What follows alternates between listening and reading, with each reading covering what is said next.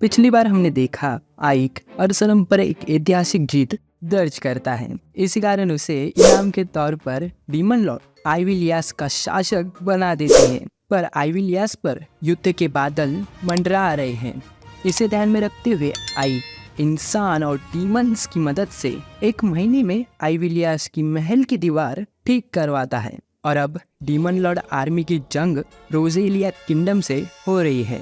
रोजेलिया army का vice commander गालारोसिया आइवालियास पर हमला करने के लिए व्हाइट रोज नाइट के कमांडर एलिस्टर को हायर करता है और वो जल्द ही आइवालियास पर कब्जा करने के लिए रवाना होगी। रोजालिया किंगडम का एक शानदार शहर जहां साटी एक ठरकी जादूगर की पोल खोल देती है और लोग उसे बहुत मारते हैं और आइक साटी को वहां से लेकर जाता है। एक बड़ी सेना की टुकड़ी रोजेलिया में दाखिल होती है जो अलाइड फोर्सेस की थी। इसके बारे में एक मशहूर कहानी भी है। जब सारे राज्य मिलकर शैतानों को हराने के लिए सेना का समझौता करते हैं उसे अलाइड फोर्स कहा जाता है। और ऐसा इतिहास में 3 बार हो चुका है और हर बार इंसान जीतकर डोबरबर्ग किले के पास आ जाते हैं।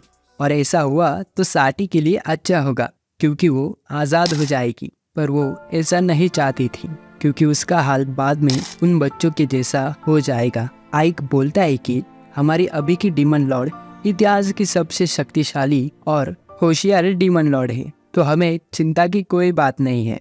और तभी वहाँ पर वही जादूगर एक हट्टे कट्टे गुंडे को लेकर आता है। वो यहाँ पर साटी को सबक सिखाने आया था। वो चाहता था कि साटी उसे पैसा या खुद को उसके हवाले कर दे। आइक मौका देखकर अपनी जादू की छड़ी बाहर निकालता है और हट्टे कट्टे आदमी का पैर बर्फ से जमा देता है और अपने जादू से बर्फ के नुकीले कांटे ले आता है और उससे पूछताछ करने लगता है। पर जादूगर थोड़ा अड़ियल था, वो उसे कुछ नहीं बता रहा था। तो आइक एक बर्फ का टुकड़ा उसके कंधे पर दे मारता है। वो डर कर कहता है, रुको, ये टोचाटाची करना बंद करो, मैं सब बताता हूँ। और वो बताता है कि रोजेलिया शैतानों से लड़ने के लिए सारे राज्यों के साथ समझौता करने वाला है। रोजेलिया की आर्मी जल्द ही आइवालियास पर हमला करने वाली है और वो चाहते हैं कि समझौता होने से पहले हमला हो जाए क्योंकि वो अपने देश के लिए जीत हासिल करना चाहते हैं। इस तरह बाकी राज्यों के सामने उनका नाम होगा और ये जानकारी आइक के लिए बहुत ही फायदेमंद है। और वो दोनों आइविलियास लौट आते हैं। तभी वहाँ पर लिलिस आ जाती है। लिलिस आइक के साथ फ्लर्ट करती है और पूछती है कि आप मुझे छोड़कर कहाँ चले गए थे और ये भी कि ये इंसानी लड़की कौन है। साटी बताती है कि वो आइक की गुलाम है। तभी लिलिस आइक से कहती है कि आपके लिए मैं गुलाम क्या, कुछ और भी बनने के लिए तैयार हूँ और इस लड़की की कोई ज़रूरत नहीं है। और तभी साटी कहती है कि मालिक थक चुके हैं, उन्हें थोड़ा आराम करने दो। लिलिस साटी को आइक से दूर रहने के लिए कहती है वरना वो उसे सबक सिखाएगी और उन दोनों में लड़ाई शुरू हो जाती है। और दूसरी तरफ रोजेलिया की सेना आइविलियास पर हमला करने आ चुकी है। वो देखते हैं कि दीवार पर कोई सैनिक नहीं है और ये थोड़ा संदेहजनक था और एलिस्टर हमले का आदेश देती है। पर तभी जमीन के अंदर से स्केलेटन आर्मी बाहर आती है। उनसे लड़ना बेहद ही मुश्किल है और ऊपर से गॉब्लिन आर्चर हमला करना शुरू करती है। ये कम था कि पीछे से और भी उनकी पिटाई लगा रहे हैं। वो सभी चारों तरफ से घिर चुके हैं और उन्हें मजबूरन वहां से भागना पड़ता है। डीमंस यहाँ पर जीत चुके थे। जिरॉन सारा श्रेय आइक को देता है और तभी आइक के पीठ पर तीर लगता है और आइक नीचे गिर जाता है। तभी सीन शिफ्ट होता है। वाइस कमांडर गालारोसिया को व्हाइट रोज आर्मी की शर्मनाक हार के बारे में पता चलता है। वो बहुत ही गुस्से में था और आलिस्टर को जेल में डालने का आदेश देता है। और आलिस्टर देश की बेहतरीन जनरल लीडर में से एक है। दूसरी तरफ आइक का इलाज हो चुका था। इलाज करने वाली सेफिरो थी जो आइक के बगल में सो रही थी। आइक को कुछ भी याद नहीं था तो सेफिरो उसे याद दिलाती है कि उस पर हमला हुआ था और सेफिरो ने ही उसकी जान बचाई थी और इस लड़ाई में किसी की भी मौत नहीं हुई थी और इसी कारण डीमन लॉर्ड का शक और बढ़ जाएगा। पर आइक सिर्फ इतना ही चाहता है कि डीमंस और इंसान एक साथ रहें और सेफिरो वहाँ से चली जाती है। आइक तीर को देखकर सोचता है कि मुझ पर हमला करने वाला बाहर का कोई है या अंदर का।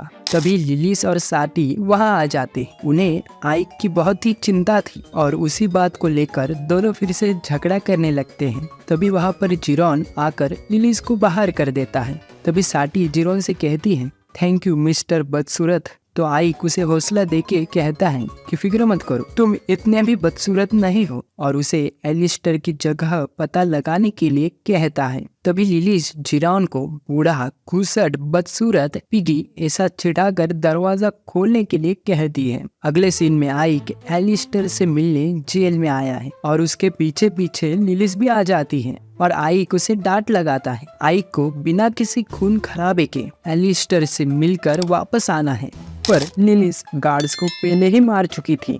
जेल के अंदर घुसने के बाद लिलिस और गार्ड्स को पीट देती है। एलिस्टर का पता और उसकी रूम की चाबी लेकर आइक को देती है और जेल के अंदर घुसपैठिए आ चुके हैं। ये बात पूरे जेल में फैल चुकी थी।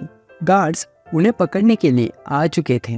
लिलिस उन सभी का ध्यान बटाती है और आइक एलिस्टर से मिलने जा रहा है। लॉक खोलकर आइक अंदर जाता है, पर अंदर कोई था ही नहीं। थोड़ा और अंदर जाने के बाद एलिस्टर आइक पर हमला करती है और पूछती है, अब तुम्हें क्या चाहिए डीमन? यहाँ पर एक हारी हुई कैप्टन पर हंसने आए हो? तभी आइक कहता है कि उसे सिर्फ ये जानना है, उसे मारने के लिए हथियारे क्या तुमने भेजे थे? यह सुनकर एलिस्टर को शक हो जाता है कि आइक एक डीमन नहीं, एक इंसान है। और सारे गार्ड्स को पता चल चुका है कि आइक कमांडर एलिस्टर के रूम में है। गार्ड्स आइक की ओर आ रहे हैं। आइक का ध्यान उन पर ही था। तभी एलिस्टर आइक की गर्दन पर चाकू रख देती है। आइक अपनी जादू की मदद से टाइम को धीमा कर देता है। गार्ड्स को पीछे करने के लिए आइक मैजिक कास्ट करता है। इसी कारण एलिस्टर की नीचे की ज़मीन धंस जाती है और वो नीचे गिरने लगती है। आइक उसे नीचे गिरने से बचा लेता है और एलिस्टर से कहता है कि डीमन लॉर्ड्स आर्मी का कमांडर एक इंसान कैसे हो सकता है, और सवाल फिर से दोहराता है, पर एलिस्टर उसे जवाब नहीं बता रही थी। तो आइक अपनी माइंड रीडिंग स्किल से उसका दिमाग पढ़ लेता है। उसी दौरान लिलिस उसे देख लेती है और कहती है, ये आइक सर, आप ये सब करने के लिए यहाँ पर आए थे? और आइक अचानक जाने लगता है, क्योंकि आइक को पता चल चुका था कि हत्यारे को एलिस्टर ने नहीं भेजा था, पर लिलिस को आइक के साथ डेट पर जाना था।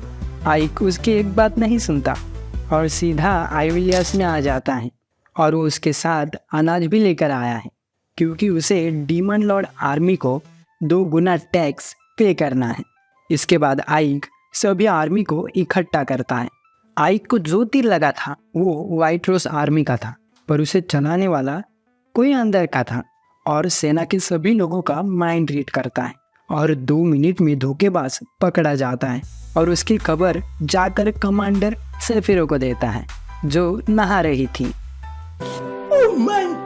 खैर, गद्दार 7वीं ब्रिगेड का वाइस कमांडर जेफ था, जो कि एक आंख वाला रेड गॉब्लिन था, और दूसरी तरफ जेफ अपने सैनिकों के साथ बात कर रहा है। जेफ हैरान था क्योंकि आइक हमले से बच कैसे गए।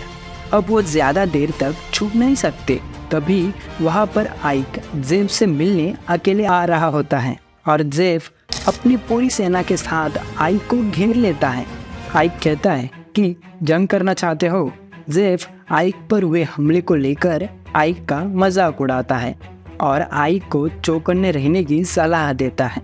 आइक उसे जवाब देता है कि उसकी गलती, कि उसे चौकन्ना रहना चाहिए था, क्योंकि उसके ही सेना में धोखेबाज जो भरे हैं। जेफ समझ जाता है कि आइक को उसके बारे में सब पता चल चुका है। जेफ आइक को धमकाता है कि मेरी सेना आपसे 2 गुना ज़्यादा ताकतवर है, क्या आप यहाँ पर मरने आए हो? और तभी वहाँ पर आसमान से आग के गोले बरस रहे हैं। ये सब करने वाली सेफिरो थी। हालांकि आइक ने उसे समझाया था कि अपने गुस्से पर काबू करे, क्योंकि सेफिरो पूरे एक शहर को तबाह करने की ताकत रखती है और आइक की सेना गॉब्लिन्स पर हमला करना शुरू करती है और एक के बाद एक गॉब्लिन्स को मारे जा रहे थे। आइक जेफ को सरेंडर करने का मौका देता है, फिर भी जेफ सरेंडर नहीं करता और वहाँ से भाग जाता है। अपनी आर्मी की कुर्बानी देकर खुफिया रास्ते से वहां से भागकर बहुत दूर जंगल में आता है, पर उसे पता नहीं था कि उसका पीछा कोई कर रहा है। और वहां पर आइक आ जाता है और वो आइक को देखकर हैरान था, क्योंकि इस जगह का पता सिर्फ जेफ को पता था। खैर, अब वो पकड़ा जा चुका है। जेफ आइक पर हमला करता है, लेकिन जेफ आइक से लड़ने के काबिल नहीं है और आइक बड़ी आसानी से जेफ को बांध देता है। और आइक और सेफिरो दोनों डीमन लॉर्ड के पास आए हुए हैं और आइक पर वे हमले की सारी जानकारी देते हैं कि वो हमला आइक और सेफिरो को मारने के लिए किया गया था और डीमन लॉर्ड को खत्म करके ऐसे डीमन लॉर्ड को लाना चाहते हैं जो इंसानों से दोस्ती नहीं दुश्मनी करे। इस प्लान का मास्टरमाइंड थर्ड लीजन बास्टेव है और ये सब बताकर जेफ मर गया। तभी डीमन लॉर्ड कहती है कि तुम इसके बारे में क्या कहना चाहते हो बास्टेव, और बास्टेव पीछे से आता है। और आज की वीडियो यहीं पर ख़त्म होती है। दोस्तों, आपको आज की वीडियो कैसी लगी इस पर आपकी राय कमेंट बॉक्स में लिख दीजिए। मुझे तो बहुत मज़ा आया। मिलते हैं अगली वीडियो में, तब तक के लिए धन्यवाद।